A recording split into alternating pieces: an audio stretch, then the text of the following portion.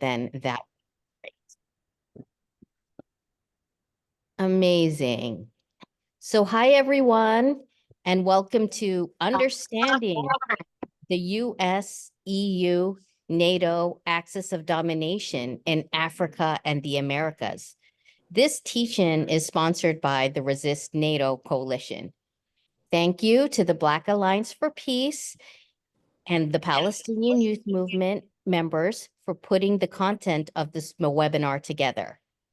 We're organizing this webinar as part of our buildup to the People's Summit and mobilization against NATO on July 6th and 7th. The purpose of the webinar is to help viewers better understand how imperialism is behind NATO's quest to plunder and dominate nations all over the world. It should help us better understand the history of NATO and present-day implications of NATO's global expansion so we can be ready to resist when it comes to DC in July to advance its dangerous agenda. Next, I'd like to introduce Jamila and Petros of Black Alliance for Peace. For those of you out there not familiar with the organization, the Black Alliance for Peace, or BAP, seeks to recapture and redevelop the historic anti-war, anti-imperialist, and pro-peace positions of the radical Black movement. Through educational activities, organizing, and movement support, organizations and individuals in the Alliance will work to oppose both militarized domestic state repression and the policies of destabilization, subversion, and the permanent war agenda of the U.S. state globally. So I'm happy to pass it off to Jamila and Petros of BAP to get us started. Thank you so much, Katie. Peace, everyone. My name is Jamila Alexander, and I am from the Black Alliance for Peace. And me and my comrade Petros Bean of the Black Alliance for Peace will be presenting this presentation today, Understanding the U.S., EU, NATO Axis of Domination in Africa and the Americas. So just a quick overview of this presentation is that it will be an in-depth discussion of NATO's history and its enduring impact on Africa and the Americas. And we're going to go into deep detail here about it. So if you can move on to the next slide for me, please, comrade. Thank you.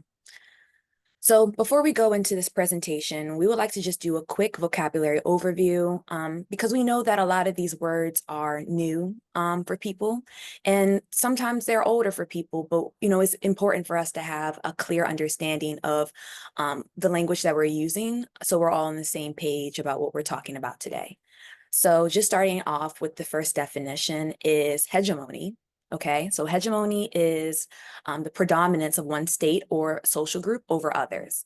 And then we have capitalism, which is a worldwide exploitation under non-imperialist countries, for example, the global South. Under imperialism, each major power has carved out a niche of the world to exploit, and they still maintain an irresistible need to expand, okay? So this example of this is like European colonial powers establishing links with their colonies through multinational corporations, banks, and other financial institutions. And then we also have imperialism. So this is the economic system which private individuals are allowed to own and control the means of production. So for example, mines or banks or farms or even a forest. And they will allow themselves to accumulate all this wealth from the labor of the workers that work that land or inside of those institutions, and they'll receive less money for their labor than actually what the value is. And then we have next, which is fascism, which is a repressive form of government that takes on police state characteristics. So in all that, they're all forms of political, economical, and social opposition that's forcibly suppressive to maintain the status quo for the classic rules. So we see a lot of that going on today. We also see as well as colonialism, which is total domination of one country by another. We see that right now, modern day, for example, our brothers and sisters over in Palestine, them being colonized by the Israelis. This is the Israeli state is a perfect example of modern day colonialism. And then the definition of settler colonialism is even more of an explanation of the state of Israel, because that's what it is. It's a settler colonial state. And that is a form of colonialism where this colonizer comes, they stay, they occupy the land with settlers, and then they exploit it economically and culturally. So this is an ongoing system of power that perpetuates genocide and repression amongst indigenous peoples and cultures. And then last but not least, we have a definition on here that may not be familiar to few, but it is familiar inside of the Black Alliance for Peace. And we're very large on this, which is people-centered human rights. So this is a non-oppressive right that reflects the highest commitment to universal human dignity and social justice that individuals and collectives can define and secure for themselves through social struggle. So I'm not really, too really familiar important, with it. and honestly, the I've main been focus around. of all of the work that we do inside of the anti-imperialist work. So we can move on to the next slide. Okay, so before we go into further inside of the presentation, we would like to have just a quick background sort of groundings for what we're talking about, why we're talking about it, and the purpose of it. So inside of this slide, we have an example from Walter Rodney's How Europe Underdeveloped Africa. If you all do not know who Walter Rodney is, he is a groundbreaking, brilliant Caribbean scholar and political activist who gave us two really, really important pieces and many more that we all use to curate our understanding of what's going on around the world, but in particular, what's going on around the world as it pertains to colonialism and imperialism and how it impacts all of us, but in particularly Africa, right? So inside of this book, he says, needless to say, in 1950s, when most Africans were still colonial subjects, they had absolutely no control over the utilization of their soil for militaristic ends. Virtually, the whole of North Africa was turned into a sphere for operations for NATO, with bases aimed at the Soviet Union. There could have easily developed a nuclear war without African peoples having enough knowledge on the matter. The colonial powers actually held military conferences in African cities like Dakar and Nairobi in the early 1950s, inviting the whites of South Africa and Rhodesia and the government in the United States of America. Time and time again, the evidence points to the cynical use of Africa as a buttress of capitalism economically and militarily. Therefore, in effect, forcing Africa to contribute to its own exploitation. And so this is from chapter 5, Africa's contribution to the capitalist development of Europe and the colonial period. And that's on page 108. And yeah, it's really important for us to understand that this is not something that's random. The same people that are associated with colonizing the world are the same people and countries that are associated with finding and controlling NATO today. So we can move on to the next slide. So what is NATO? What purpose does it serve? And why are we even talking about it today? So NATO stands for the North Atlantic Treaty Organization, and it is an illegitimate body, aggressive body that is in the service of Western imperialism. So at present today, right now we may hear things about NATO's expansion towards Eastern Europe, which in effect is just pretty as a reductionist concept, right? So the truth is, since the end of the bipolar world, the United States, believing itself to be the master of the world, has used NATO to expand throughout the planet.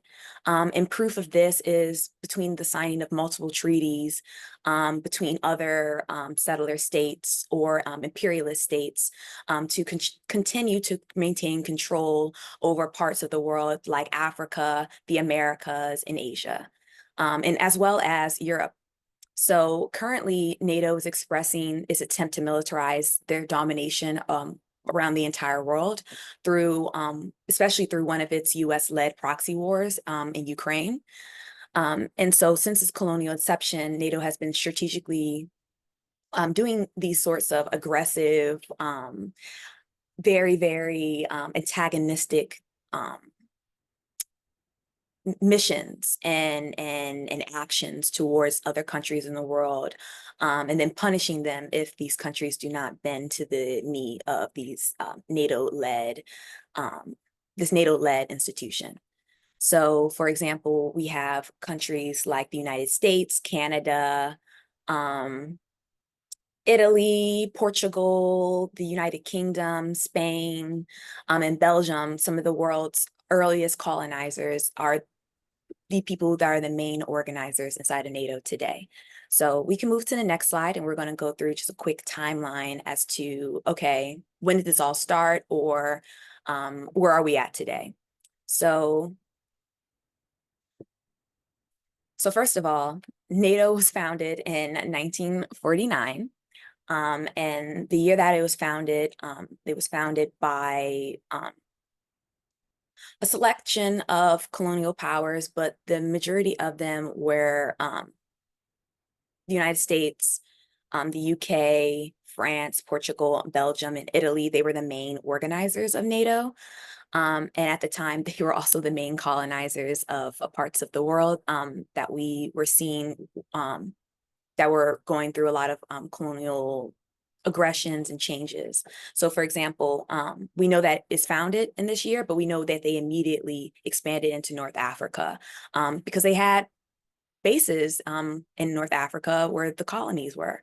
So it's really, really important to understand that NATO was founded under the pretext that it was for as an institution to be against Soviet aggression, right? But off bat, NATO immediately became extremely aggressive to not only the Soviet Union, but other parts of the world.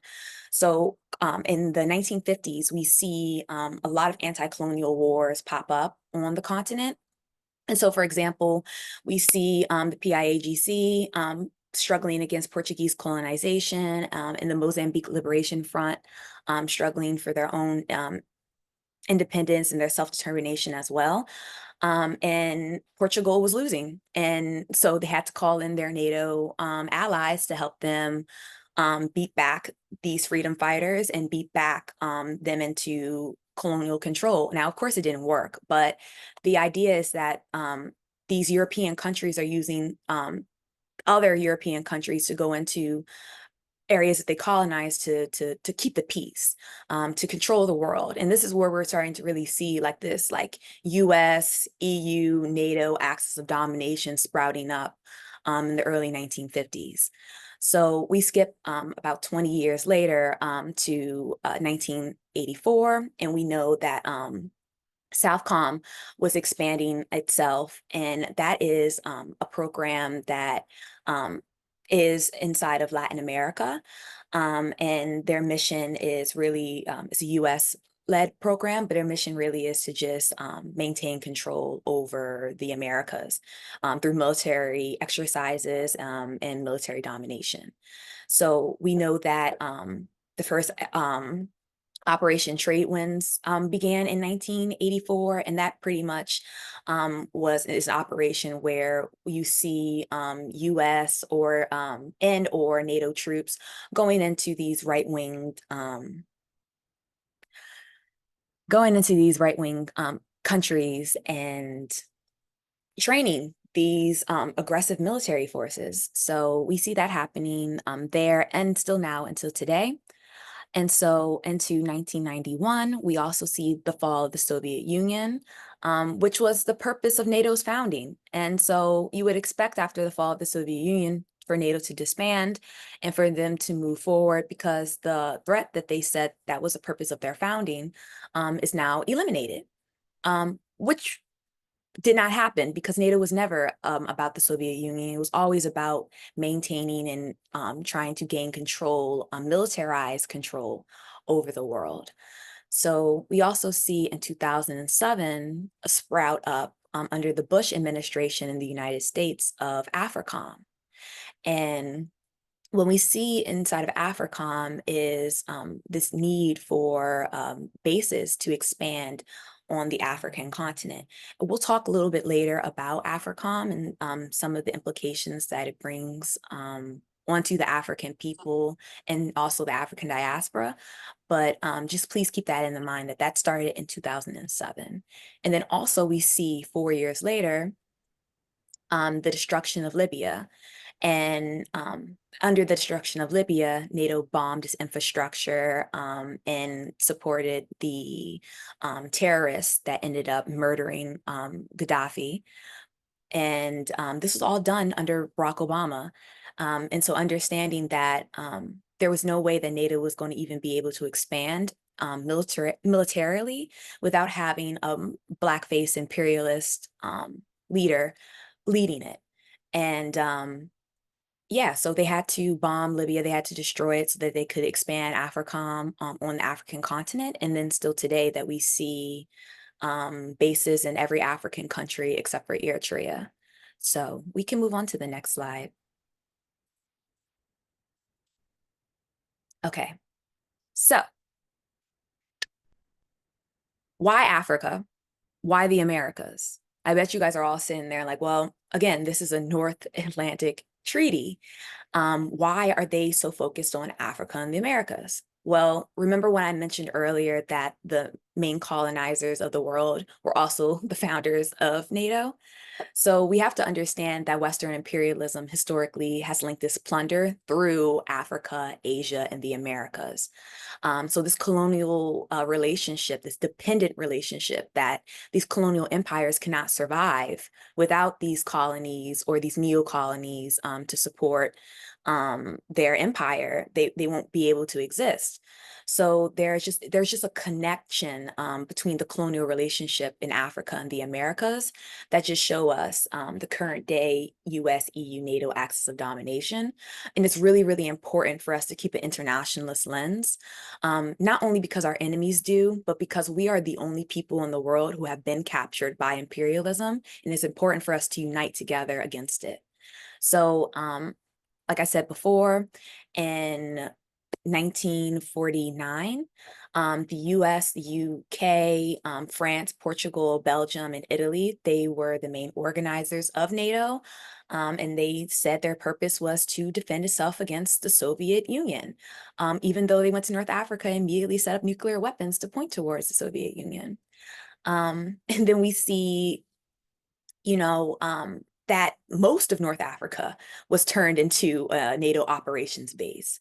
There was even developed weapons that were built on African soil towards the destruction of the Soviet Union, a country that actually was, in a way, not harmful to Africa, right? So there's that part. And then so we go to the next section, and we also understand that Kwame Nkrumah in this handbook for revolutionary warfare talks about the need to counter NATO for the betterment of all colonized Africans. And then in extension, of course, all colonized people. Now, this book was written over 50 years ago, and it still reigns true today. So again, how are they still able to do this in Africa and the Americas? Well, neocolonialism, right? We talked about that definition earlier, but it's really important to have a puppet class in place in Africa and the Americas whose sole mission is to protect the Western interests from doing whatever it takes to do to keep the indigenous people and the colonized people under domination and under control. So yeah, there's nothing that can happen without the comprador class inside of Africa or the Americas. And again, the colonizers would not be able to achieve their mission without this puppet class. And then so last but not least, so we have NATO, AFRICOM, and SOUTHCOM. It's really, really important, and we'll have a couple videos later on in the slides so that you guys can have a breakdown, but it's really important for us to understand that AFRICOM is a direct product of NATO from the EU command, which is the central command of NATO. And as I mentioned before, there was no way that Africa was going to expand onto the African continent without assassinating Gaddafi, which it was the president and leader of Libya, a true Pan-Africanist, a true Pan-Arab. And he really believed in us all uniting together against these imperialist Western countries that have been colonizing and sacking our countries for hundreds and hundreds of years. So without murdering him, there was no way that these NATO bases would pop up. And then also in that same breath, destroying Libya's infrastructure and murdering Gaddafi sent these terrorists that were destabilizing the Libyan country, that were also being paid by the Western governments, being funded by them. They spread out from Libya, my apologies, and went down into the south. We see them going into the Sahel and also other parts of Western Africa. And that is why actually today,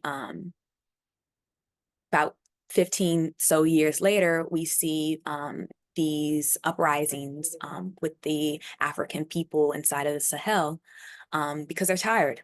They're tired of being lied to. They're tired of being told that we're here to help you by the Western countries. We're here to help you against these terrorists. And these are these terrorists that are doing all these things. It's been so long and so much turmoil and so much pain that these people, these states, the Alliance of the Sahelian states, they've risen up and they've said, get out and we'll do it ourselves. And so this is an example of self-determination that, it can inspire us all around the world.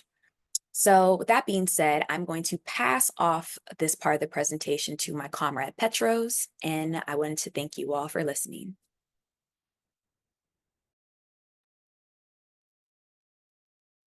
Thank you, John. That was a good explanation of U.S. and NATO's political project. Can you go to the next slide, please?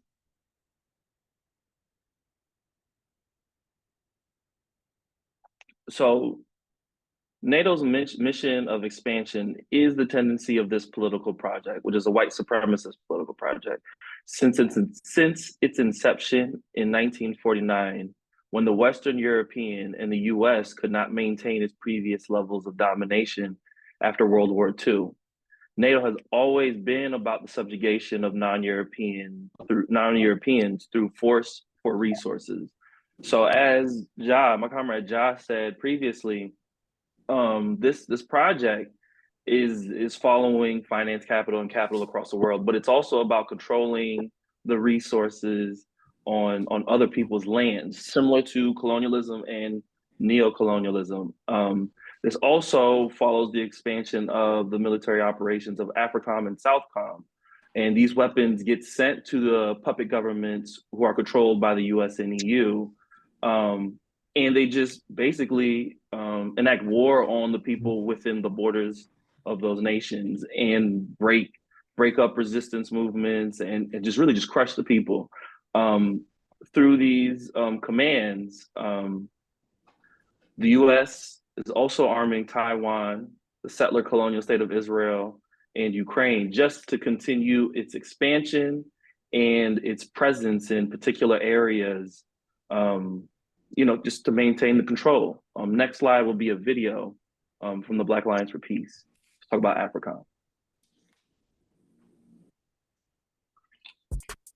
Militarized police violence carried out against Black and other non-European colonized peoples domestically, and the brutal violence of the U.S. military and intelligence agencies abroad are two sides of the same white supremacist colonial capitalist coin. That is why for the Black Alliance for Peace, it is vital that the public understand this connection. The U.S.-made bombs bursting in air remind us that U.S. imperialism is still alive and well. The U.S. commitment to the concept of full-spectrum global dominance is carried out in many forms, including 11 command centers that are headquartered across the world. The U.S. Africa Command, or AFRICOM, puts most African states under the effective military control of the United States. The Indo-Pacific Command is the counterpart to AFRICOM in the Asia-Pacific and is being used to direct military aggression towards China. 2 years after the end of the Second Imperialist War in 1945, the U.S. established the U.S. Indo-Pacific Command Center in 1947, formerly known as the U.S. Pacific Command Center. Its area of responsibility encompasses about half the Earth's surface. The 36 nations that comprise the Asia-Pacific region are home to more than 50% of the world's population. The U.S. has 375,000 enlisted members of its Indo-Pacific Command, including 60% of its Navy ships, 55% of its armies, and 2/3 of its Marine Corps. In addition, with 85,000 forward deployed soldiers and a large amount of high-tech and new weaponry, the U.S. military has maintained its absolute supremacy in the Asia-Pacific over the years, while also continuing to seek new deployments, budgets, and resources, using the threat of China's and Russia's strategic rivalry as a justification. South Korea, Guam, Australia, Malaysia, and a host of other countries have strengthened military arrangements with the United States over the last decade. In 2007, the Bush administration announced the establishment of the U.S. African Command Structure. We're going to Benin, Tanzania, Rwanda, Ghana, and Liberia. Each of these countries is blessed with natural beauty, vibrant culture, and an unmistakable spirit of energy and optimism. Africa in the 21st century is a continent of potential. AFRICOM, that was then fully launched on October 1st, 2008. The U.S., which currently has the largest military budget in its history, spends nearly $2 billion per year to carry out imperialism in Africa. A study by the UN concluded that in the majority of cases, state action appears to be the primary factor finally pushing individuals into violent extremism in Africa. Of more than 500 former members of militant organizations interviewed for the report, 71% pointed to government action, including killing of a family member or friend, or arrest of a family member or friend as the incident that prompted them to join a group. And the cycle continues. Drone attacks breed recruitment, which produces further terror attacks, which leave the states involved more dependent on U.S. military support. This is how the West creates the demand for AFRICOM. We must demand that the U.S. shut down AFRICOM and the U.S. Indo-Pacific Command. No compromise, no retreat. No compromise, no retreat. The independence of Ghana is not for any sin. Oh, yeah. I can tell them that the good people of this country, overwhelming majority of people of this country, flatly and totally reject this attempt to send us back into colonialism. We will never be colonized again.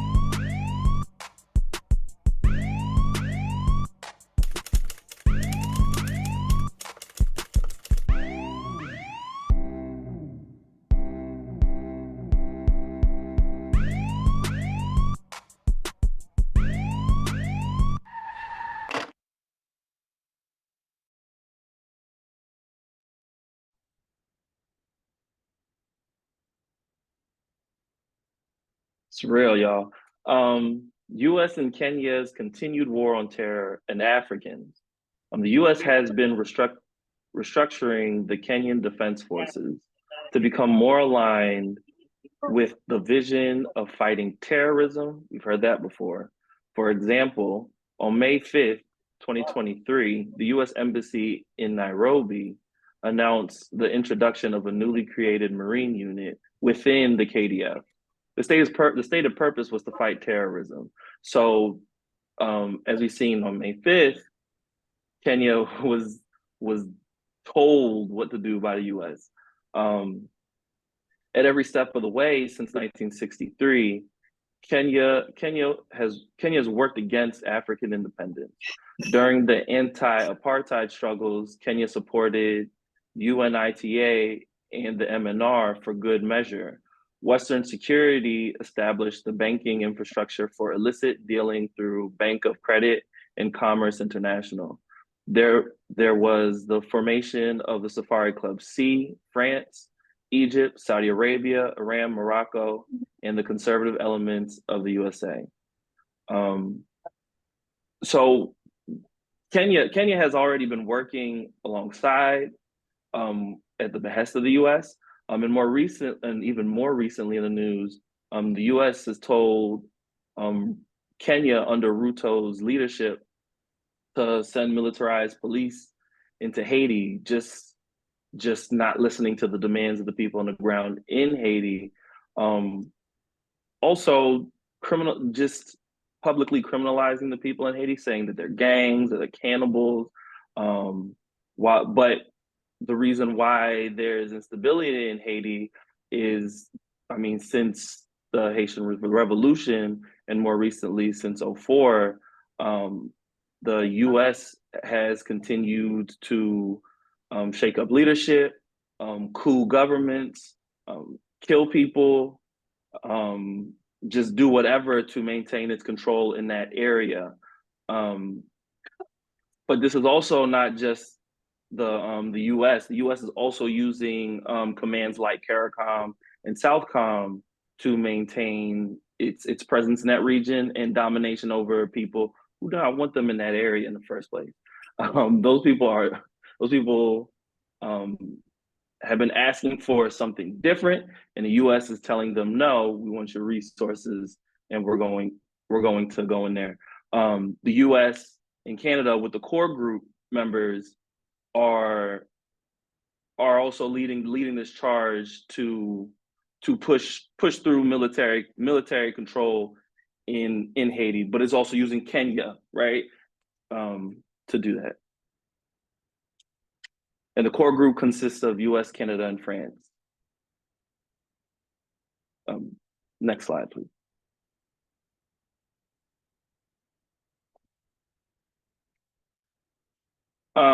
Kenya, the Kenyan Communist Party, in recent news, they're in the streets protesting and making demands. But the Communist Party of Kenya demands that the Kenya Kwanzaa government rescind their proposal to send 1,000 police to Haiti, while calling on the Kenyan people to join the Haitian masses and popular progressive forces worldwide in opposing the intervention, continued occupation, and neo-colonial governance of Haiti by the core group and the UN.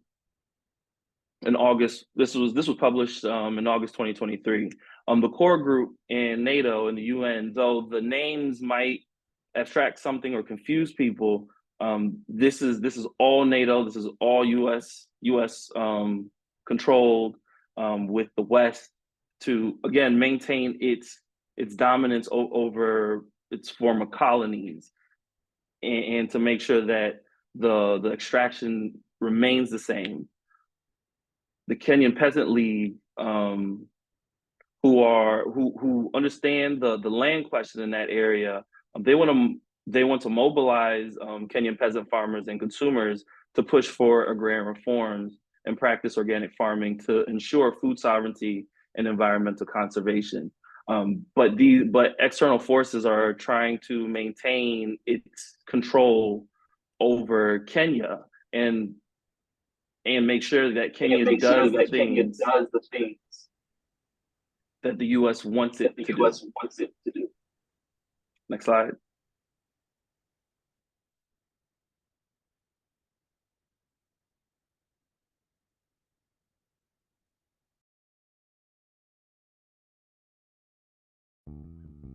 The police, the prison system, the law.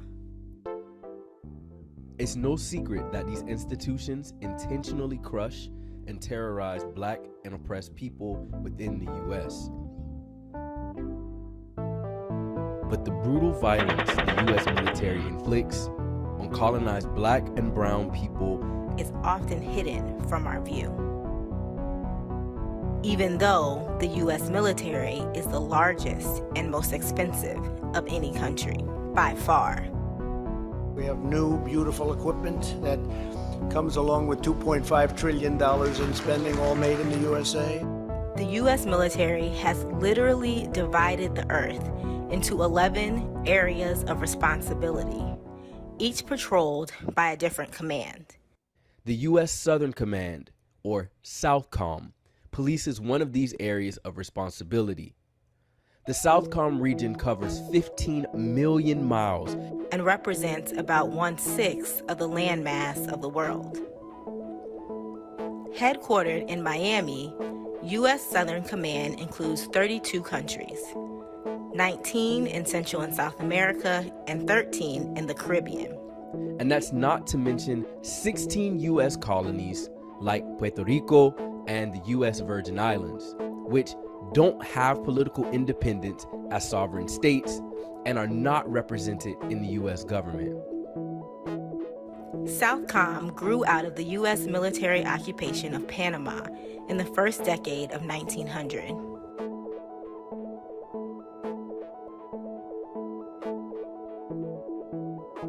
This was when the U.S. government built the Panama Canal to secure trade routes for its elite and business class. It was established during World War II, originally under the name Caribbean Defense Command, and formalized the government's control over the Caribbean, which had begun decades prior during the Panama invasion. Now, Southcom has at least 4 bases in the region, including Guantanamo Bay in Cuba. The U.S. military uses its bases in Honduras and El Salvador as access points to reach other strategic locations, such as Nicaragua, Venezuela and Colombia, and Guatemala. Joint exercises and military-to-military contact programs between the United States and regional militaries are a major aspect of Southcom's activities. While Southcom says these military operations promote security cooperation, we built that team, we built that camaraderie, build regional partnerships, and strengthen democratic principles. In reality, Southcom programs have supported dictatorial regimes and militarized governments in the region, like that of Papa and Baby Doc, who ruled Haiti in the late 1950s until the mid-1980s. And the Colombian government, which right now is killing indigenous and African-descended human and land rights activists. These governments do the bidding of the U.S.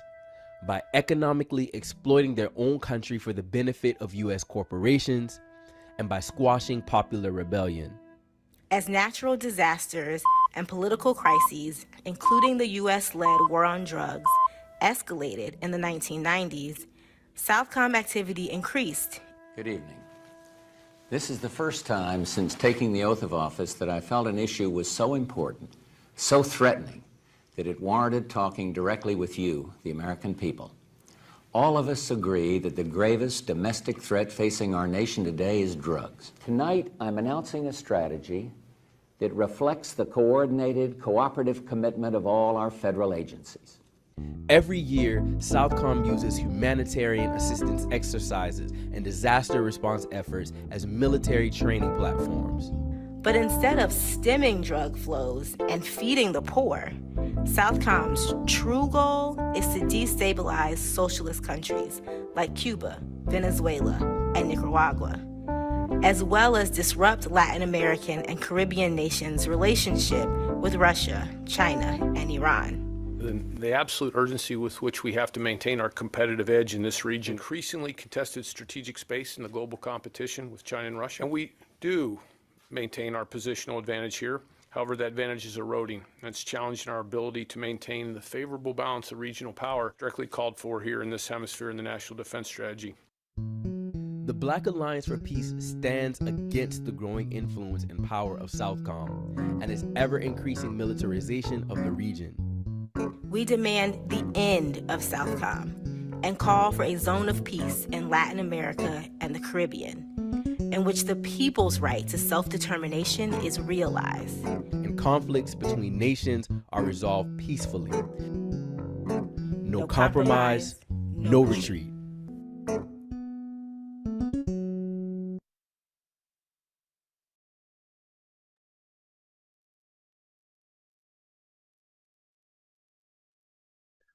So, what is the Monroe Doctrine and how does it fit into NATO? So NATO, I mean, even the acronym, North Atlantic, it is a process developed from the slave trade, but it's also a combining of the of the U.S.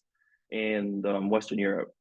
It's also the U.S. expressing that the whole Western Hemisphere belongs to it, which isn't true.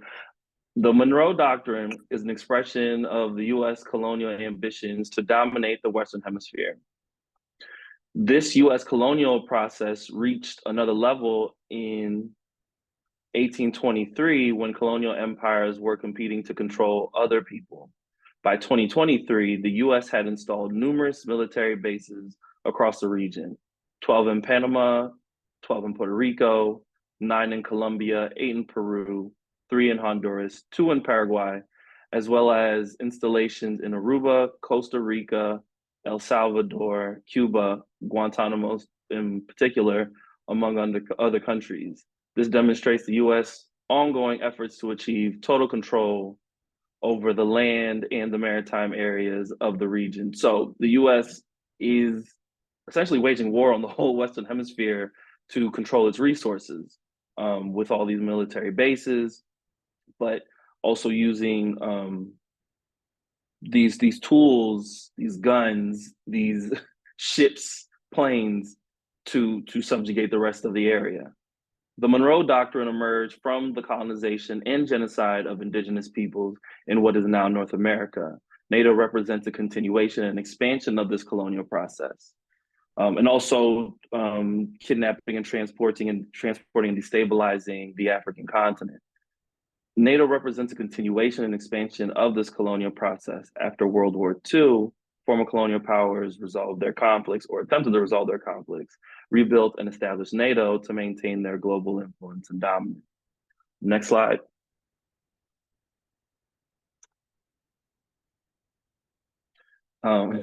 Argentina currently has elected a so-called anarcho-capitalist.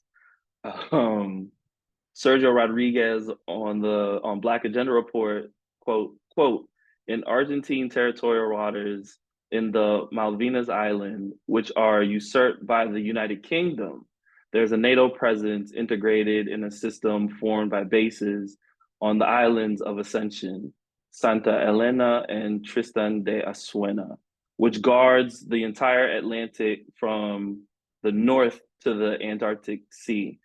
So they are trying their best and continuing military control and direct control over these areas and their resources.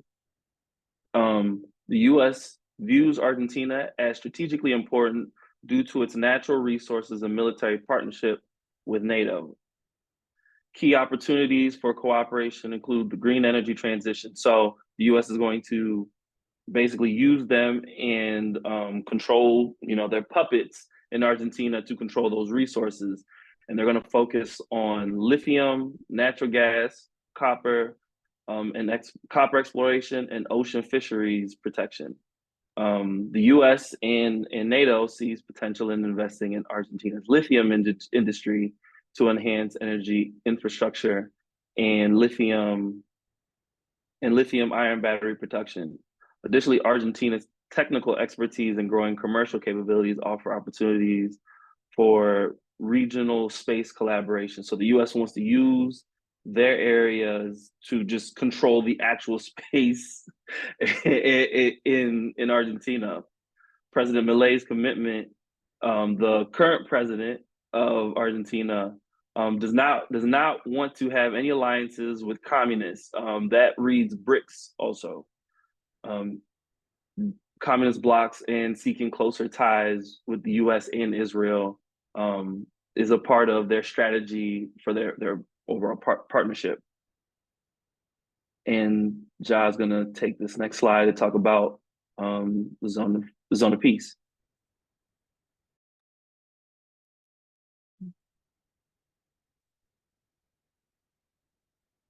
Okay, peace, everyone. So yes, why are we talking about a zone of peace? What is the zone of peace, right? So I am a member of the Black Alliance for Peace, but I also am a member of the Haiti Americas team, which is a part of the Black Alliance for Peace. And one of the campaigns that we are a part of is the Zone of Peace campaign, making our Americas a zone of peace. So the Black Alliance for Peace, along with key partner organizations across the Americas, have partnered together to lead and activate in an effort to activate the popular movements in our region in support of the community of Latin American and Caribbean states, or you may know them as CLAC. It's 2014 call to make the Americas a zone of peace. So this campaign is really important because again, it's a people-centered human rights campaign. We're really focused on the structures and interests that generate war and state violence. For example, colonialism, patriarchy, capitalism, and all forms of imperialism. So the fight for a zone of peace is an attempt to expel all of these nefarious forces from our region. And you all can check out our Zone of Peace campaign. My comrade Erica Kane should be sending a link of that inside of our chat. But if it's not inside of there, you can go to our website at the Black Alliance for Peace.org, and we will have a Zone of Peace tab on there as well. So I'm going to pass it back to Petros, and we're going to wrap it up.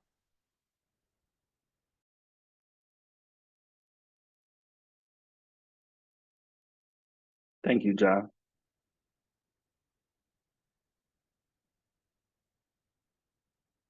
Next slide.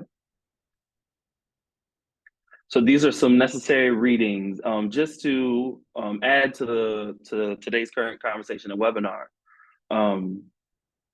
Some of the titles that you can read and hopefully you continue reading after this and read even more and go to our website. NATO in Africa by Jibu Sobukwe. NATO's growing military presence in Latin America and the Caribbean by Sergio Rodriguez Gelfstein, who I quoted in the presentation. Our Resist NATO Coalition Toolkit has plenty more in there. NATO and Africa, a relationship of colonial violence and structural white supremacy by Jibo Sobukwe again. NATO in the Amazon, Petro Plays with Fire, not me, by Roger D. Harris, and our Zone of Peace campaign. Next slide. Before you use this, the toolkit is also in the chat if you would like to click it. But here's the QR code for the Resist NATO toolkit. Please scan if you have your phone available. And please engage everything. Next slide.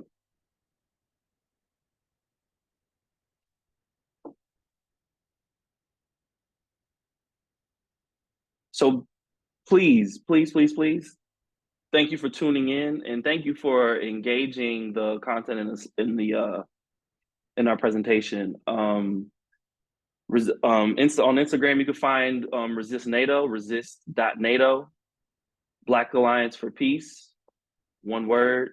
On Instagram, BAP_Baltimore, BAP Baltimore, AAPRP International, and UPP Maryland. Also, July 6th and 7th, Resist NATO Coalition, People Summit and Mobilization. Resist U.S. NATO aggression and war provocations, defend people's struggles for rights and liberation. So save this date, July 6th to the 7th in Washington, D.C. You can also register on the link at the bottom.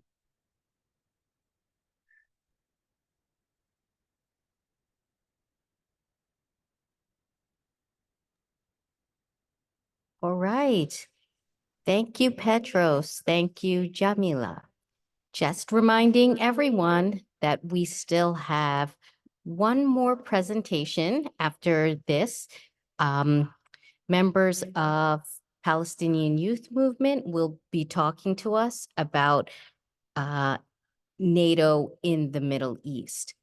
But before we go there, we are going to allocate about 10 minutes for questions on BAP's presentation.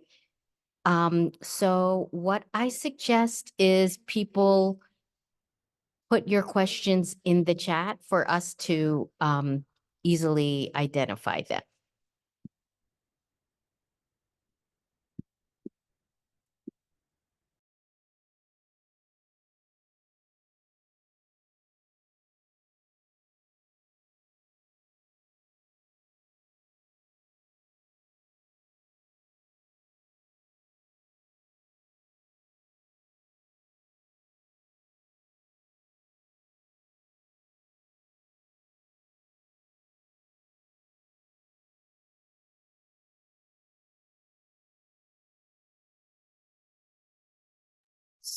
So at this point, I don't see questions.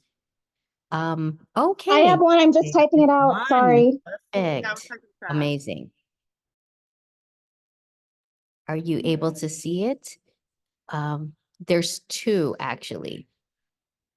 So the first, how do we counter the lies of imperialists who say that any criticism of NATO is just Russian propaganda?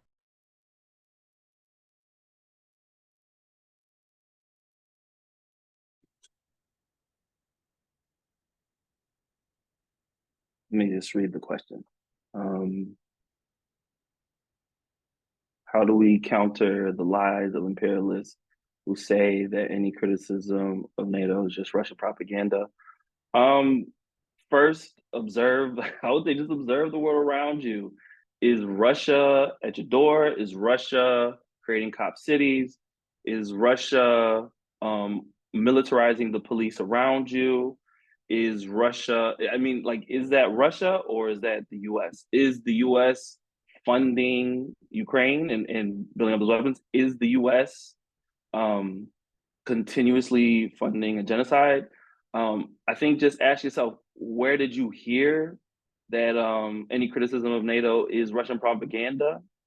And then like just follow it back.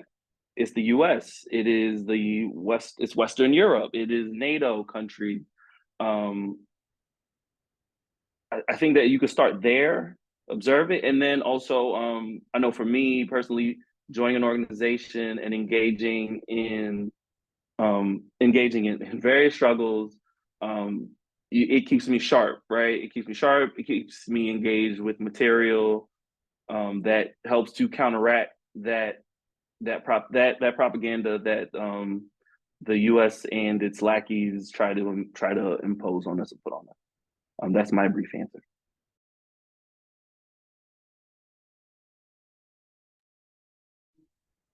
Do I just pick a question from the chat? There's a lot. Is that okay? There are a lot, but yeah, if you don't have anything more to add to Petro's response, then feel free to pick one. Okay, yeah, my comrade, he wrapped it up pretty quickly. We have to remember that we live in an imperial empire, so we're always going to be pushed a lot of propaganda. So we just gotta look for sources outside of what we see in our face. So there's a question in here that says, can either of you speak about Operation Trade Winds in the Caribbean, how it relates to NATO? Yes, so Operation Trade Winds is a collusion of militarized white supremacy and Black neocolonialism in the Caribbean. So we see participation from nations like Guyana, Brazil, Bahamas, Barbados, Belize, Bermuda, Dominican Republic, Jamaica, Trinidad, and Tobago. So pretty much it is it's a operation of the U.S. Southern Command, and it's sponsored. It's pretty much to work alongside like militarized governments or the military in some of these governments of the countries that I named about, and specifically with militarized exercises. So we'll see that across the entire region of the Americas, but in specifically Latin America. And the way that it relates to NATO in particularly is because these exercises are really with personnel from Southcom. So the United States, the United Kingdom, Canada, France, the Netherlands.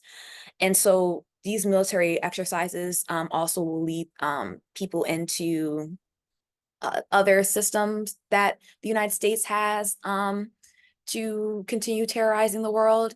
And the point of why it really relates to NATO is that we're trying to make it very clear that NATO is not a separate entity to the United States or even some of these other Western European countries' missions and goals.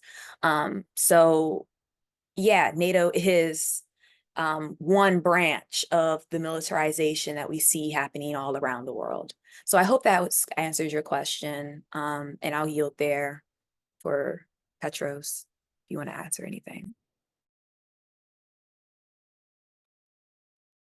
I just wanted to add that this isn't a neo-colonial, I mean, there's a colonial relationship, but it is trying to move past just a neo-colonial relationship to just a colonial relationship and control those people with the comprador class and the will of capitalists in the US and NATO. That's all. Would you like to pick a question, Petros? I don't know if we can get to everything, but I'll give you your choice.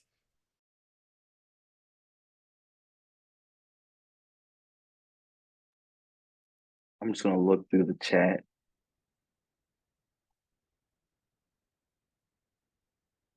Do the Eritrea one.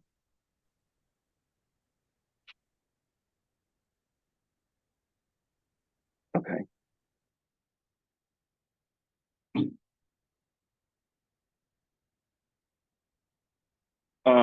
For Eritrea, I would just say, just for the sake of time, just because of their resistance, their independence resistance, after expelling the U.S., Italy from what is now Eritrea, and they've maintained their independence in that area. If you also see that the U.S.'s relationship in the Horn with particular countries is always trying to gain access to the Red Sea and control the trade and relationships in that area. Just to briefly talk about why Eritrea isn't in there.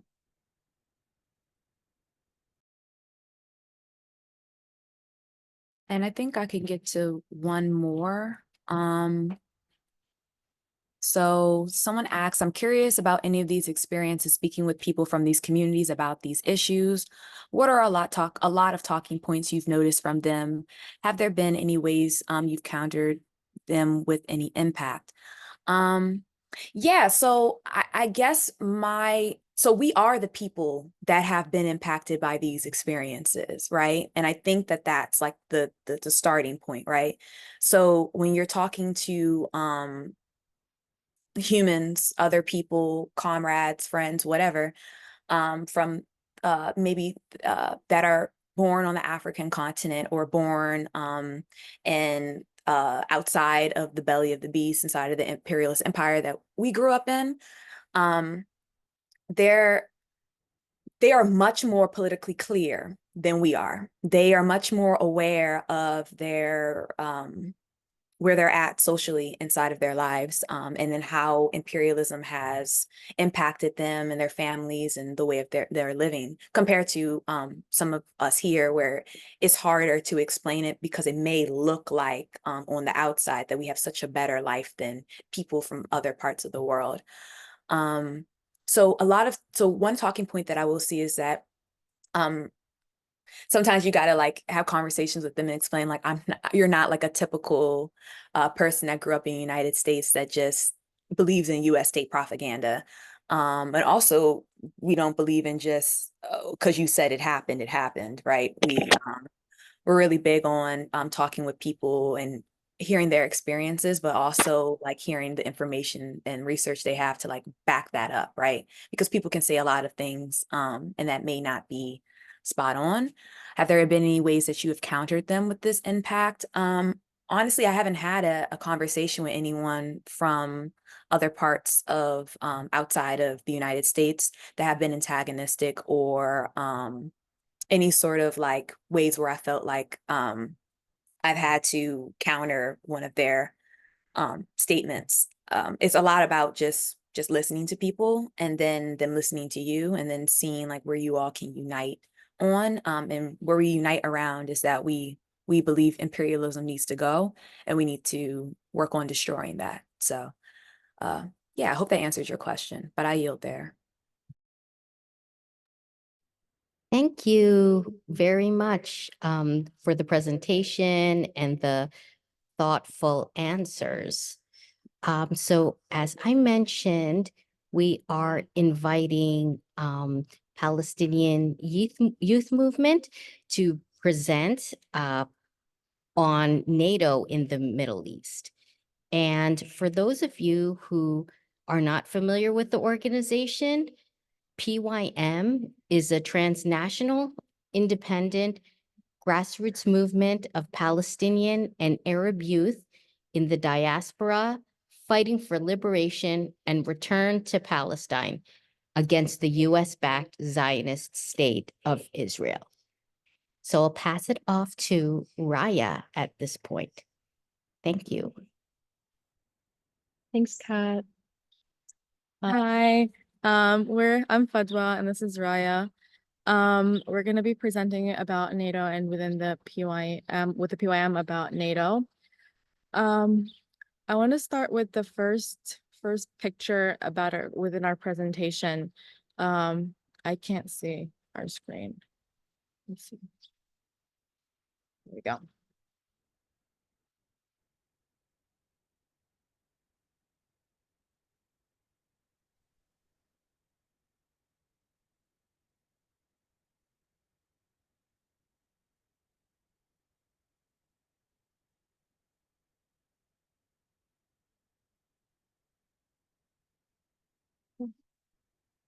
I want to start by focusing on these two pictures, which I want to leave for everyone's own interpretation and own personal analysis.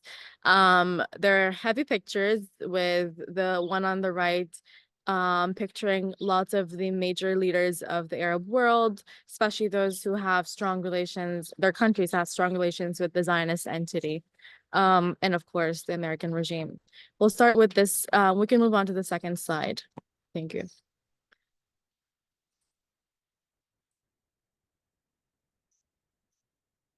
So looking at this map right here, it shows the Mediterranean, it shows our Arab world.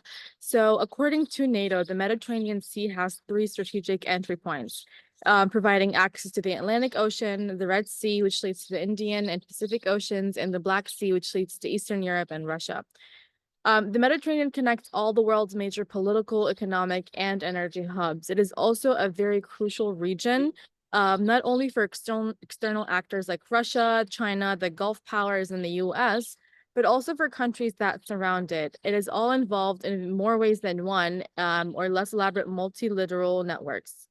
So in the beginning of the 2010s, this region was marked by a succession of political upheavals, and it was brought to a climax in Syria, in Iraq, and in Libya. These developments gave rise to an unprecedented migratory crisis for Europe and to new international security threats. This is NATO's opinion on the region and on the matter. We always say that NATO is controlled by the US and US is NATO, but what does that mean? Till this day, in order to join NATO, a state must sign and ratify the accession protocol, which are basically additions to the treaty or amendments that become part of the treaty. Then they have to notify the U.S. government, which is the depositary, which is the government that is entrusted to enforce the treaty.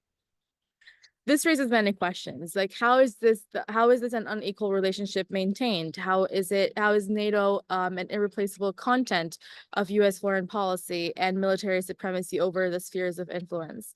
Why do we say that the US imperialism would not exist without NATO, and that NATO only exists as a vehicle for US imperialism in Europe and all over the world? So NATO uses military bases and members as a source of funding. So during the annual NATO summit in 2014, member countries agreed to spend at least 2% of their country's national gross domestic product on defense spending by 2025. In 2023, member countries spent a total of $1.3 trillion. That is a lot of millions of dollars, of which the US accounted for $861 billion. This is over 10 times the next highest spending member country, Germany, had spent, which was $68 billion. In 2024, member countries are expected to increase their spending towards funding NATO. Article 5 of NATO Charter stipulates that members must come to the immediate aid of any country that is under attack. But the reality is that the US uses its superpower status to wield these expectations of members as marching orders for its own wars of aggression. The US has access to any NATO military base across the globe.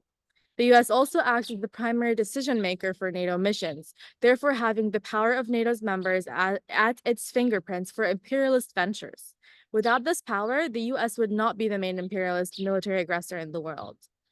Ultimately, NATO aims to promote the military power of member imperialist countries in order to spread imperialism even further. This comes in the form of supporting their sanctions, military exercises, as well as cyber warfare and mass surveillance efforts. NATO also lobbies for increased military budgets and spending of member states. We can move on to the next slide.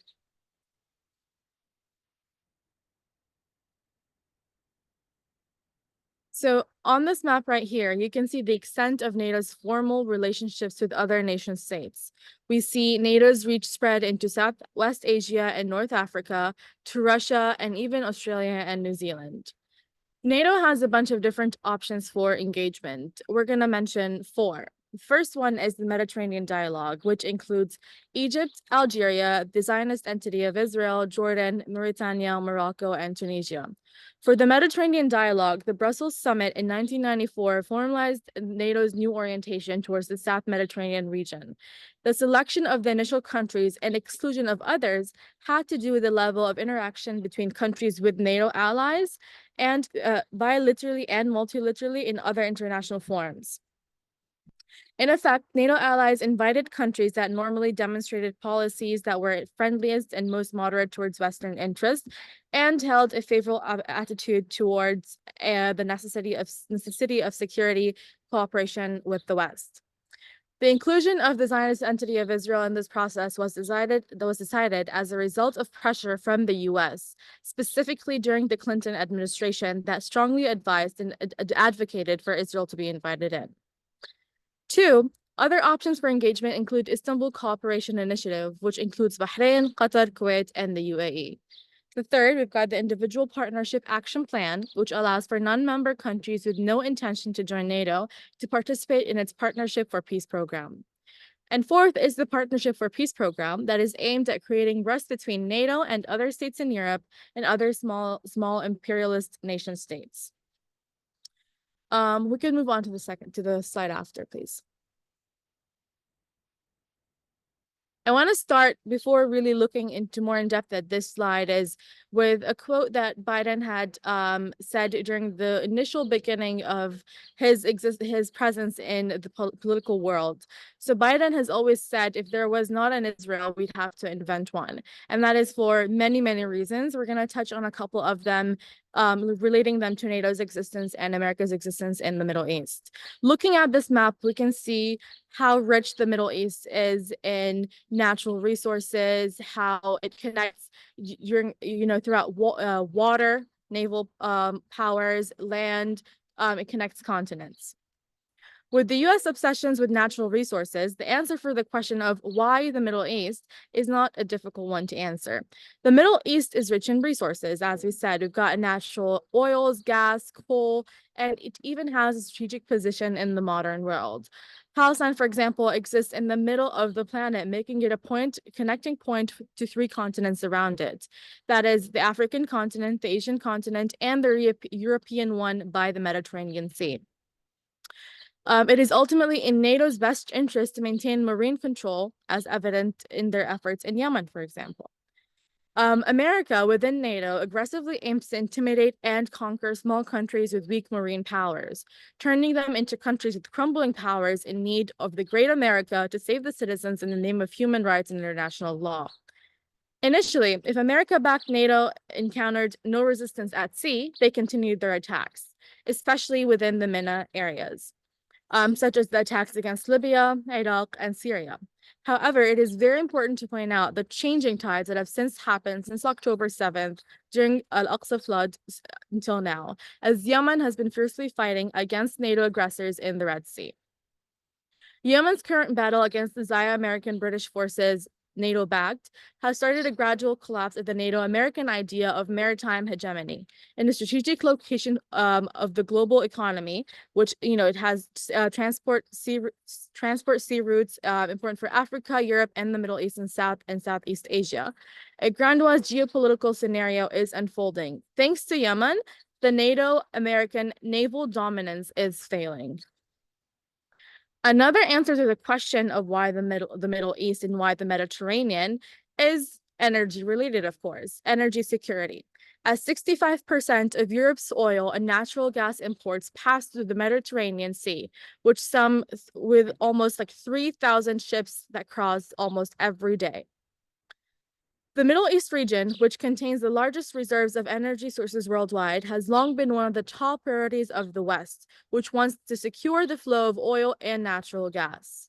Current estimates indicate that the Middle East and North Africa states have between 68% and 70% of the world's reserves, and the Gulf alone has 65% of the world's proven reserves of oil and natural resources. We can move on to the next slide, please. So for this one, we want to focus on NATO's principles of the Middle Eastern dialogue. They have 6 main principles. The first one, which is non-discrimination. All partners are offered the same basis for cooperation and discussion within NATO. Second is self-differentiation. The dialogue allows for a tailored approach to the specific needs of each partner. Third is two-way engagement. The MD, Middle Eastern dialogue, is a two-way street, wherein the alliance seeks the contribution from the partners of the success of the dialogue through a regular consultation process. And partners express their needs and goals to NATO. Non-imposition, partners are free to choose the piece and extent of their cooperation with NATO. And then we've got the last two, diversity.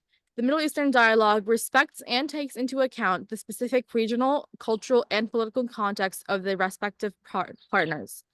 And then the last one is complementary. NATO's initiative complements this of other international organizations in the region. Alrighty, and then we can move on to the next one, please.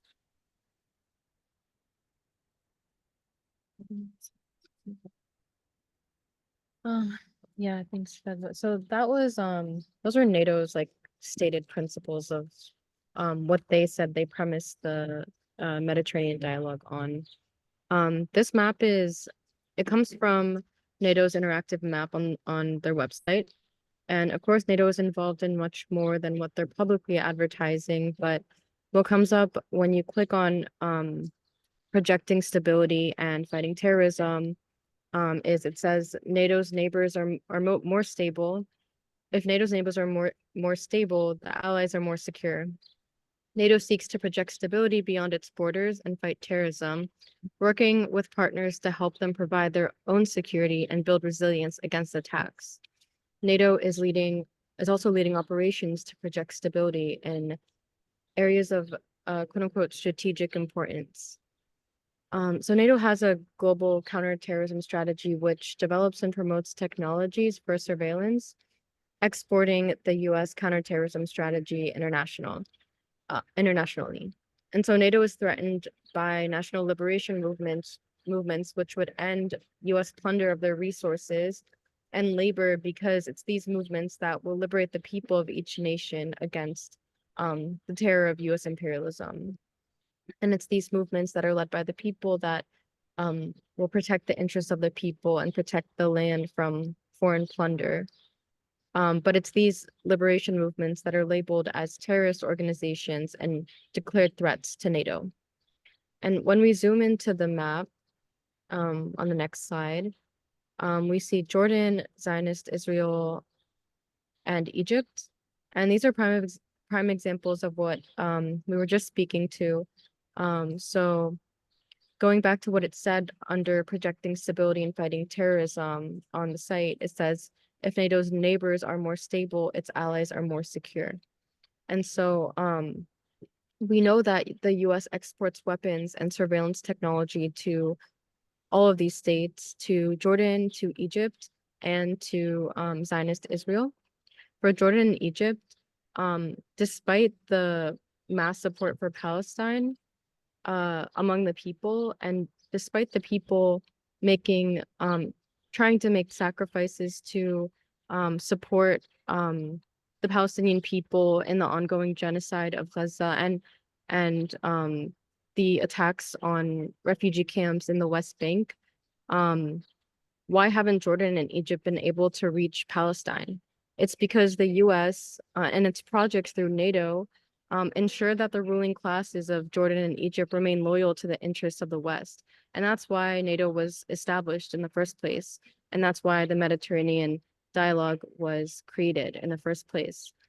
So all these weapons that are secured through NATO coming from the US are exported to these collaborating states and enemy states, enemy of the people, to spy on the masses, especially the people who are organized and fighting for their own liberation. Can you go to the next slide?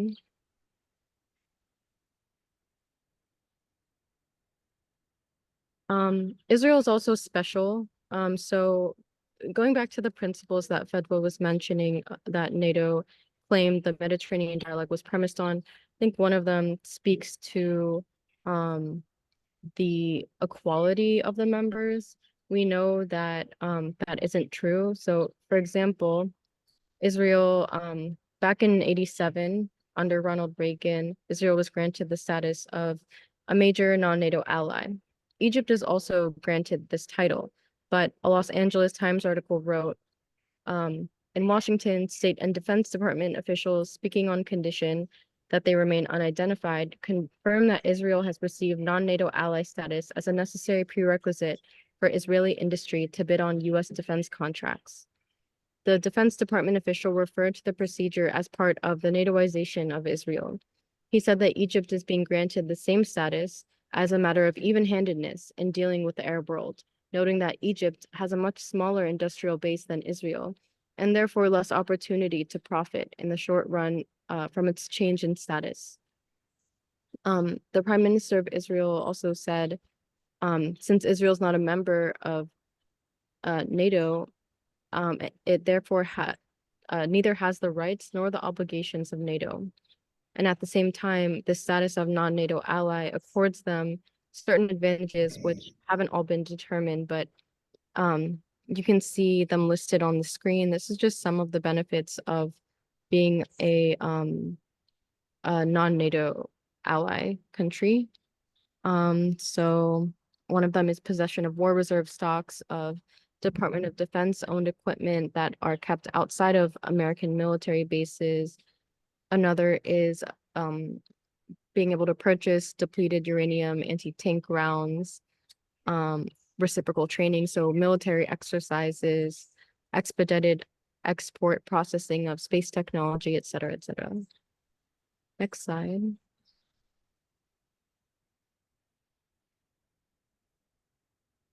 So the picture on the left is of the signing of the Oslo Accords. And that was when the PLO, the president of the PLO, Yasser Arafat at the time, sold out the Palestinian people, divided them further, and created the Palestinian Authority, which was functions as a comprador class in Palestine, like a domestic police force or military force that works in favor of Israel. On the left, on the right is a photo of, it's a map of the first countries that joined the Mediterranean dialogue, that were invited to join the Mediterranean dialogue in 1995. And the overall aim, stated aim by NATO of the dialogue, was to contribute to regional stability and security, achieve better mutual understanding, and dispel any misconceptions about NATO in participating countries. They also stated that the two pillars that it's based on is political dialogue and practical cooperation. But in reality, the Mediterranean dialogue was also premised on the thought that Islamic militancy had replaced Soviet communism as the biggest threat to Western security interests. So it was all built on the understanding that there's a need to manage the perceived security threats to NATO members in the North Atlantic from the Mediterranean. And this is different than the justification for inviting Israel to be a major non-NATO ally and also to be part of the Mediterranean dialogue. Because one is premised on managing perceived threats and the other is premised on securing the US's interests in the region. Next slide.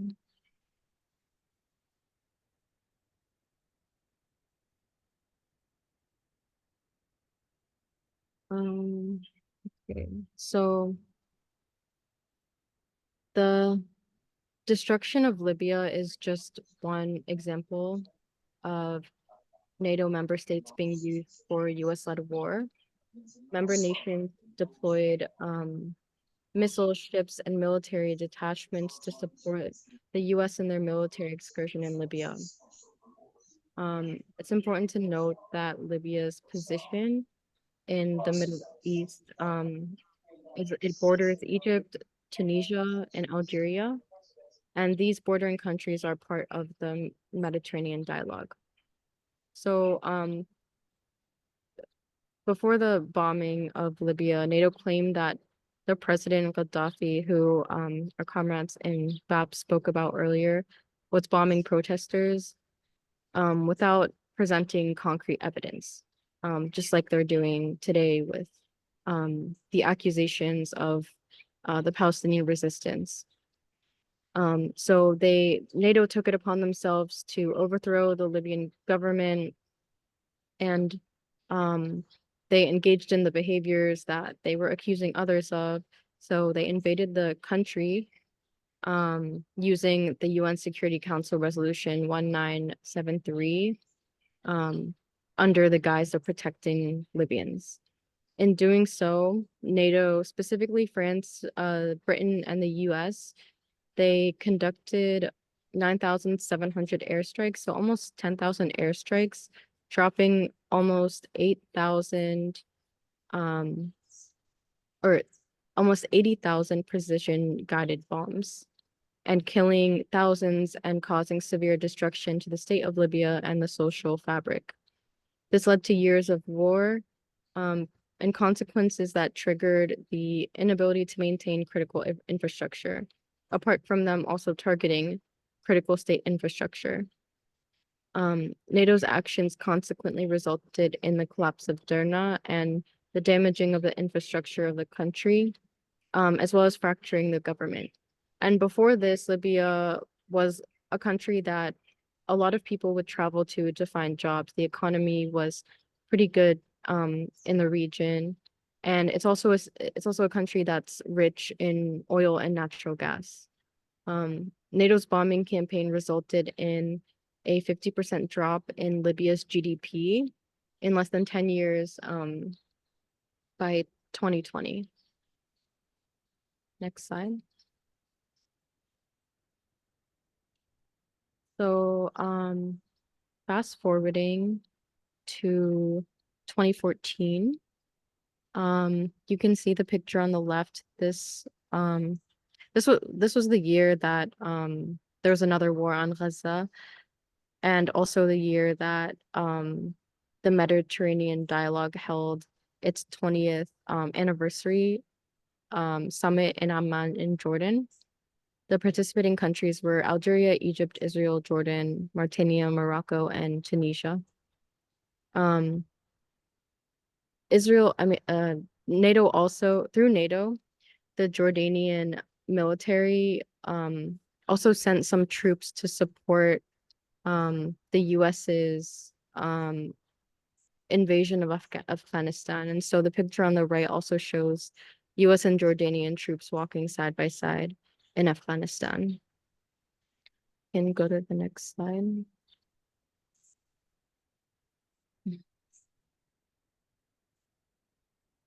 And then a few years later, we see NATO again in Jordan, participating or hosting a regional exercise for the Mediterranean Dialogue countries. It's on the left. And on the right, is a photo of the NATO military chief visiting Egypt to quote unquote boost their defense ties. And since 2021, there's also been talk about establishing a Middle Eastern NATO. And in 2022, King Abdullah II of Jordan also publicly backed this idea, saying that he would be one of the first people to endorse a Middle East NATO. This all comes around the time of big uprisings in Palestine. So around forced displacement of families in the West Bank, in Jerusalem, and also after the Saif al-Quds Sword of Jerusalem battle of 2022. And we can go to the next slide. And that leads us to today. So there's still active NATO operations and missions in the Mediterranean. There's 3 of them listed here. One of them is Operation Sea Guardian. Another mission is NATO's advisory and capacity building mission in Iraq, and cooperation with the African Union. Operation Sea Guardian is led by MARCOM, which is the Allied Maritime Command, which is the primary maritime advisor to NATO and headquartered in the UK. The operation is said to, quote unquote, contribute to the maintenance of a safe and secure maritime environment in the Mediterranean Sea through 3 main tasks: maritime security, capacity building, situational awareness, and counterterrorism. This is also a successor operation to Operation Active Endeavor. So every year through this operation, NATO conducts 5 or 6 focused operations in quote unquote specific areas of interest in the Mediterranean. And these include operations on via the sea and through the Air Force. And if we think back to what Fedwa was saying about the major energy sources having to travel through the sea, it makes sense why NATO focuses a lot of their energy on controlling the Mediterranean Sea, and also on why the resistance in Yemen has delivered a big blow to US imperialism through their efforts in the sea by stopping ships headed towards Israel. There's also other operations and missions in Iraq and in North Africa, but I won't go too much into that. We can go to the next slide. And that's why it's important to mobilize against NATO during the upcoming People's Summit on July 6th through July 7th.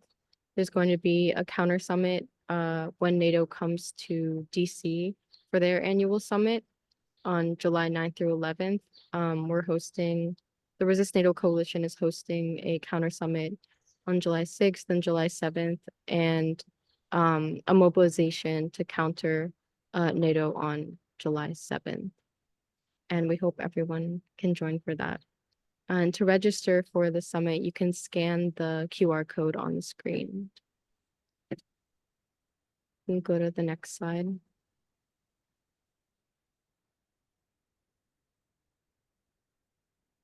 And if your organization hasn't signed up to join the Resist NATO Coalition committees, there's still time. You can, when you scan the QR code on the previous slide, you'll be able to, you'll see a link to join the committees as well, I think. And thank you. That's all. Thank you very much, Fadwa and Raya. So we have time for Q&A for Fadwa and Raya. I'm going to give people a few minutes to think of their questions and to type them up.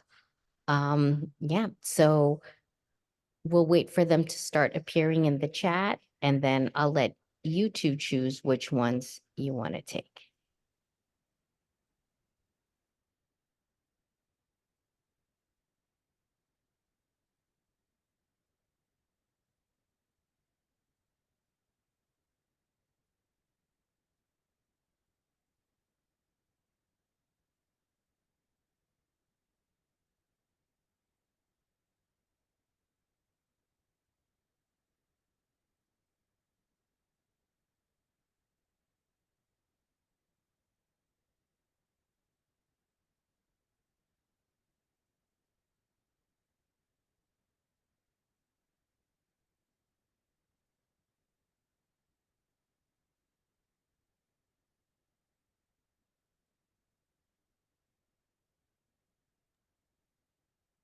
If you're speaking, you're on mute. Yeah.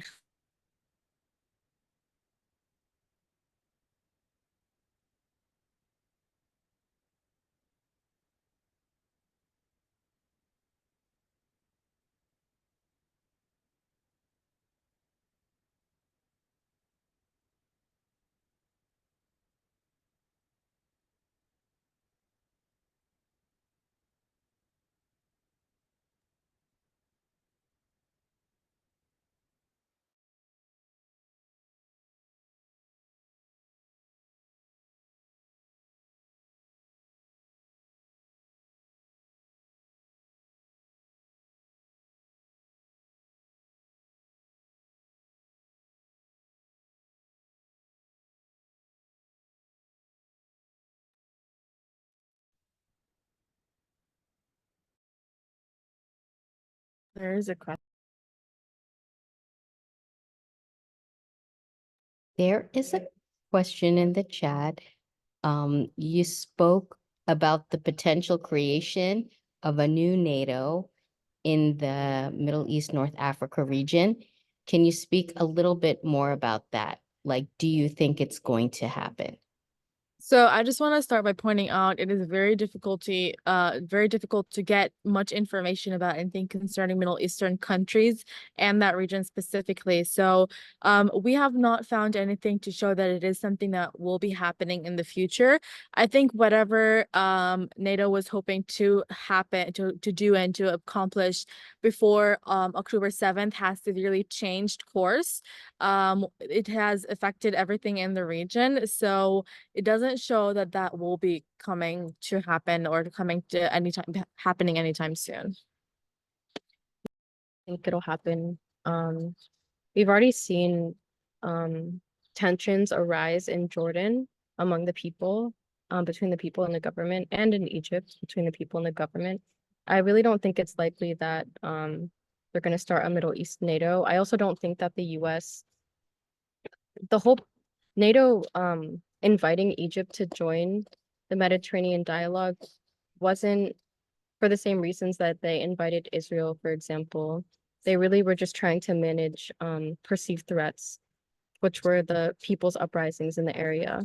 So I don't think it'll happen, but you never know. The presentation can be available.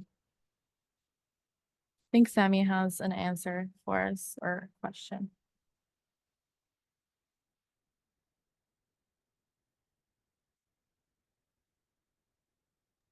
Okay, so Sammy in the watch party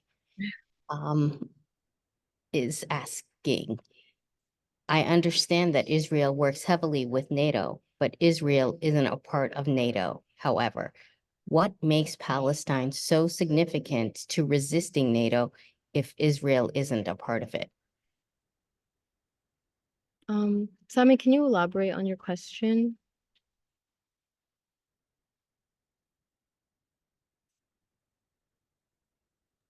Yeah, so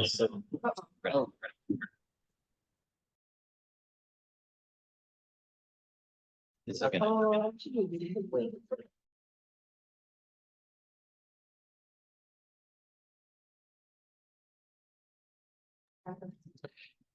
Yeah, so the question, can you hear me now? Raya, can you hear me? Betwa? Okay. Yeah, so the question that sometimes gets asked is, I understand the connection between Israel and NATO, but Israel isn't a part of NATO. Like, what makes them so significant? Like, what is it about? I understand there's a genocide going, but what is the link between the Israeli genocide and NATO, and like Palestine being a target of a genocide and NATO? Yeah. So What we, makes it sorry, go significant? ahead, Sammy.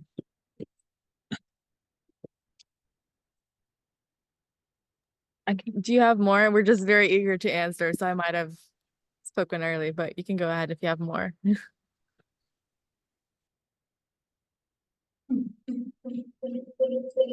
Just to answer, I want to refer back to the map that we were looking at in the beginning of the presentation about the strategic position of Palestine, of the Middle East in the world and in the modern world.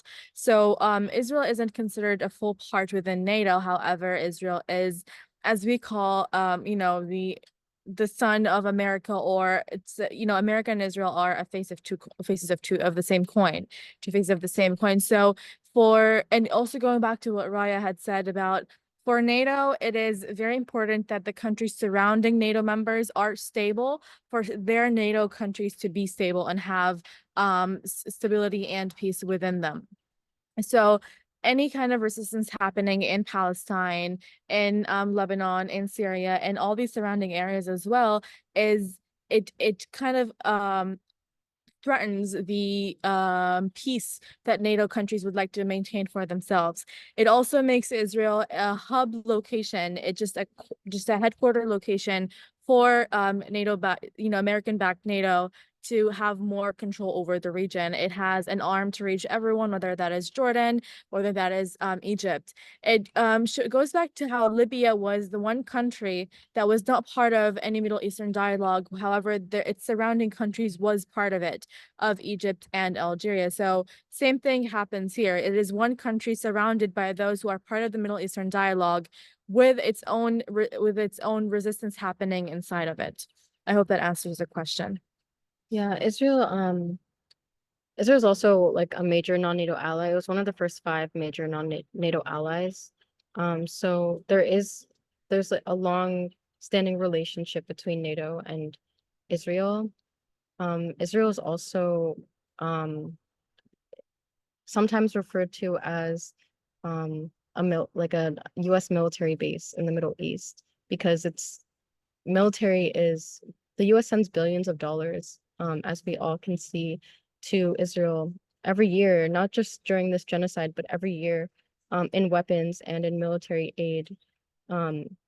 Israel is a state that protects US imperialism in the region, and so the Palestinian resistance, especially October 7th, right now, we see it as we see the resistance as the highest form of struggle against imperialism, and supporting the Palestinian people in their struggle for liberation is really essential in defeating imperialism worldwide. So there's a Hassan Kanafani quote that talks about imperialism reaching into all of the continents, into the Middle East, into Africa, into Asia, and saying that anywhere you strike it, you damage it and serve the world revolution. So anywhere you can fight imperialism. Imperialism exists everywhere in the world, and you're on the front lines fighting it wherever you are, as long as you're fighting for the people and the interests of the people against the imperialist interest to exploit the resources of people's land and exploit the labor of people worldwide. So there's several questions left in the chat. Do you want to take a minute to choose maybe 2 more?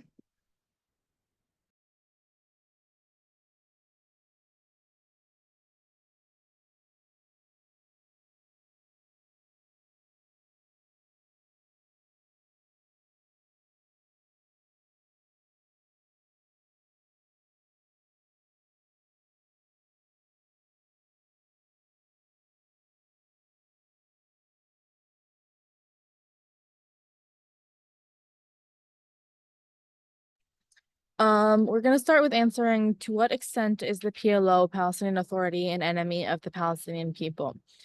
To sum it up, we can talk about it very briefly. Dictatorship government, which is Israeli controlled, also, American controlled.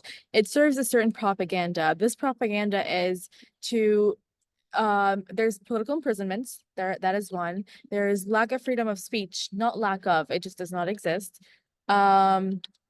It has, so similar to how a country wants to colonize, or an entity wants to colonize, they kind of rid the people of all their resources, whether that is money, education. They corrupt the curricular system, they make it a very hard living condition for everyone. So that is exactly what the PLO applies to the Palestinians living within the West Bank. It has lack of job opportunities. Education is a corrupt system, and lots of political imprisonments, to put it lightly. Right, do you have anything to add to that one? Yeah, separating a little bit the PLO from the Palestinian Authority. The Palestinian Authority is the force that technically has administrative control over certain areas in Palestine.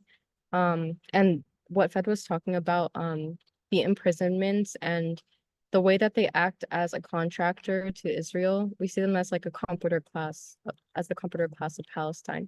The PLO is separate. The PLO is the Palestinian Liberation Organization. So it's a broad organization of different factions in Palestine. So there's Fatah, there's Hamas. Yes, Jabha. It is in politics, they just don't vote it. Yeah, so there's different factions of the Palestinian political actors in the PLO. And right now the unity has collapsed, basically under the leadership of the PA and Fatah. So people, like, sometimes they're grouped together, but in reality there's still efforts to rebuild the PLO and rebuild Palestinian unity across the factions. So they're a little bit separate, but the Palestinian Authority definitely acts as the enemy of the people, and the way that they support Israel's agenda, and the way that they also attack the liberation struggles of the people, the Palestinian people. And in their lack of support for any resistance movement to Palestinian.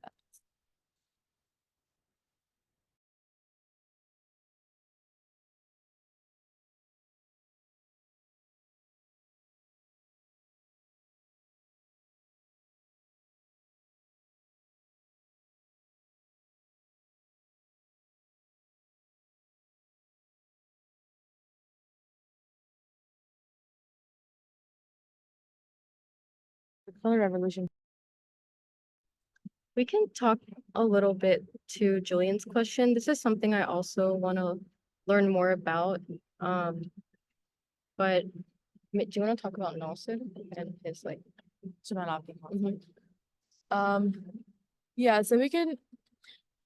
Yeah, so Israel's role in the colonization of Africa, we can go back a couple of years, many years ago, into the ruling of Jamal Abdel Nasser, which was, I want to say, one of the last, if not the last, Egyptian president to be an advocate and a big supporter of the termination of the existence of the Israeli state within the Middle East, and a big advocate for the liberation of a free Palestine. After Jamal Abdel Nasser had passed or was assassinated, up to debate, we will leave that for a different discussion. We went on to the Oslo Accords, we went on to Sykes-Picot, we went on to many treaties that were signed, which have thus led to relations between the country of Egypt and between Israel. To just look at it now of how Israel supports any sort of colonization within Africa, it is similar to tie it also to, for example, NYPD, DC police, just any kind of police entity within the US and outside. They have the same training for their military, for their police. Their arming is brought from the same manufacturers.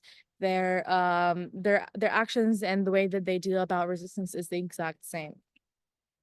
Yeah, this is something I want to learn more about. Maybe it's something that BAP and PYM can work more closely on. Yeah. I actually don't know too much about the colonization of Israel and Africa. But I know that, and this is not about Africa, but I know in the Philippines, Israel like owns plantations in the south and is also like arming the Philippine government. I wouldn't be surprised if it's similar in Africa, especially because Palestine was it's a country that's chosen for its strategic location. It's been trying to advance into Africa through Egypt. And that's why it's so important for Israel and Egypt to have close diplomatic ties. Just to add to that too, it brings back the topic of the natural resources and the importance of natural resources within that and that part of the world.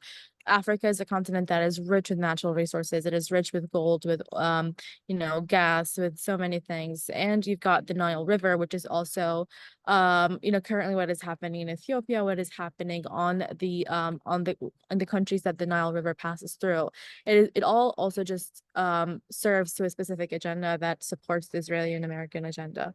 I think And Osama, you can go ahead and go ahead. help with this answer. Yeah, hello everyone. I think I'm Osama from PYM. First of all, I wanted to join you, talking about some points. I think Fadwa already touched base on them. To be existent, to be. I'm sorry. As we see right now, the things in the whole region in the Middle East is dragging. It might drag the whole world into a world war. Whatever. As the resistance in Lebanon was threatening the other day, Cyprus, of attacking their airports, which might be used by the Israeli in any of the confrontation. So the Mediterranean now on fire. The resistance in Lebanon achieved a very big step beyond the U.S. military, where the drone, the Al-Hudhud drone, exceeded the ability of Hermes, which made by the American. So basically, what we are talking about now, a resistance which capable of defeating even the capabilities of some of the technologies of the US or the Israeli army. So this is what's going on this side of the continent Asia. But if we go to the north of Africa, Egypt is now I'm sorry, Egypt is a country which has been sold to the military totally. Israel is investing in building a dome in Ethiopia and giving the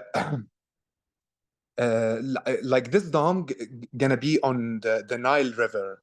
There is a say in Egypt. They say Egypt is God's gift of the Nile. Nile is everything for Egypt. They produce most of the energy, most of their agricultural uh, source, water source is from the Nile. If this water goes as we see right now, the peasants are out of their way of living. This creates a whole of bad situation in Egypt, as well as the things that Raya was talking about of the oppression and other stuff. So yeah, I think Israel has this uh, playing this role in Ethiopia to tell like to make a whole circle like around Palestine of like none. That's all. Thank you. I'm sorry for this. Well, thank you, everybody. This is such great discussion, and I hope it encourages folks to really register and attend the Resist NATO Summit and mobilization. We'll be talking about the very pressing and burning issues facing the anti-war movement currently, like the issues that have been raised today, and even have a chance to share our analysis and lessons from new experiences in anti-war organizing that highlight the importance of national liberation movements being at the forefront of the fight for a just peace, as well as the role of organizations and movements within the US fighting state repression. So again, you can visit, maybe someone can put it in the chat. The website is ilps.us/resist NATO. Thank you, everyone, for attending.